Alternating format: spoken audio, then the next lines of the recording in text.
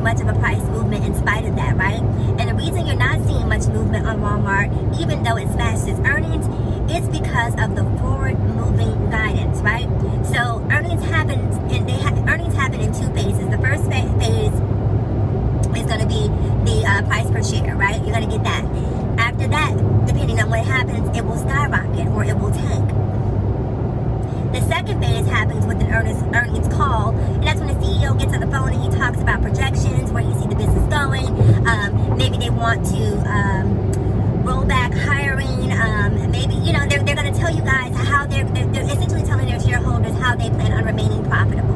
And that is what the forward-moving guidance is all about. It's really just to give you a picture about how this company wants to be profitable in the future, because being profitable in this single quarter is not enough. We want to make sure that we're able to continue this trajectory, and here's how we plan on doing it.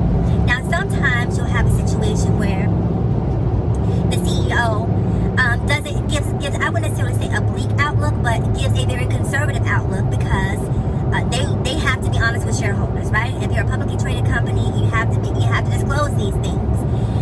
And so Walmart beat its earnings, and then during the earnings call, the CEO basically said, listen, Trump is ruining everything with his tariff nonsense. So we're not quite sure where we're going to wind up being once Trump takes over.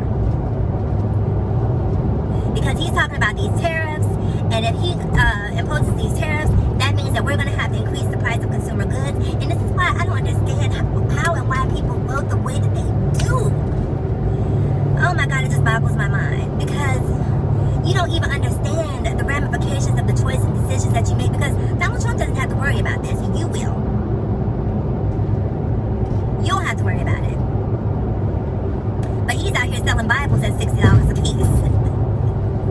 To the tune of millions. He's out here selling golden sneakers. He's out here selling bootleg Rolexes. He's out here selling, all sorts of nonsense.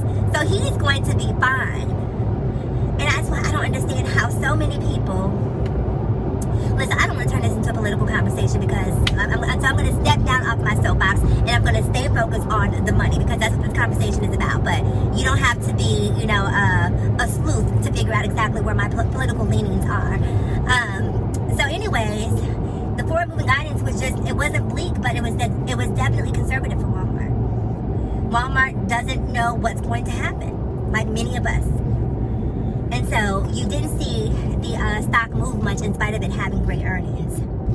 So tomorrow is NVIDIA. Tomorrow is also Target. It'll be interesting to see Target and NVIDIA both happen after market. So if you're a fan of Target, if that's a place that you shop, definitely check them out and see what they're doing after market tomorrow. I don't do a lot of retail. Primarily tech is my sector.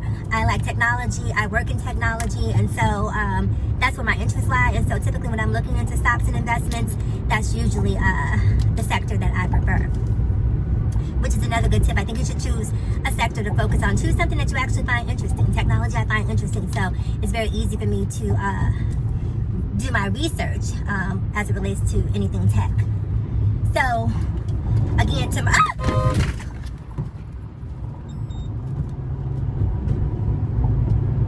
did you guys just see that?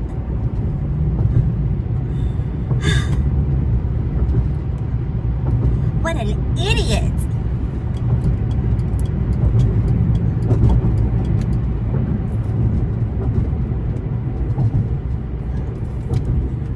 Anyways, that almost went left really, really quick. So back to the subject at hand. Woo! Tomorrow is NVIDIA.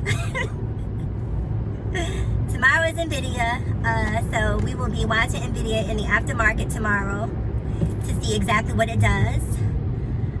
Again, I'm predicting that NVIDIA is going to kill its earnings, right? Because we are living in the AI age. I mean, everything has artificial intelligence at this point. Our glasses, our phones, our homes, our computers. I mean, everything, our cars. Everything at this point is pretty much driven by AI. And so we expect good things from NVIDIA tomorrow. Big things from NVIDIA. But here's the great thing, and I think I said this in an earlier video. Regardless as to what happens with NVIDIA tomorrow, if it goes up, great. We love that. If it goes down, even better. if NVIDIA goes down, when I tell you guys I'm throwing everything I have in NVIDIA, well, I don't mean that literally, but if NVIDIA happens to not meet its earnings by some far stretch of the imagination, then that is going to be a buy. Now, it's not going to be an immediate buy, right? Because you don't want to just jump in and throw everything, because you need to figure out where that bottom is.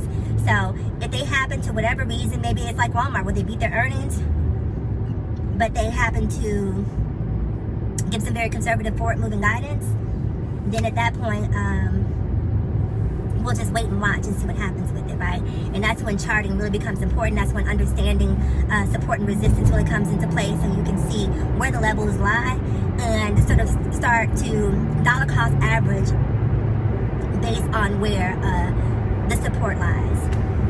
So anyhow, you guys, that man back there driving like he didn't have any sense just took me completely out of my element. So I'm going to get focused on the road. Remember, NVIDIA, tomorrow morning, I probably